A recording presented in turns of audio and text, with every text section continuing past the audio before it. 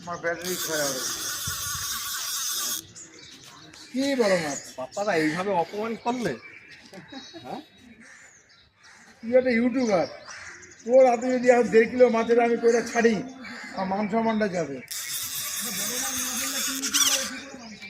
হ্যাঁ, আর তুই আর 6 kilo বাজাবি, second প্রাইসটা নিচ্ছি, ঠিক আছে। থতনায় লেগেছে তো, থতনা। হ্যাঁ, ওই জন্য তো জোর করছে।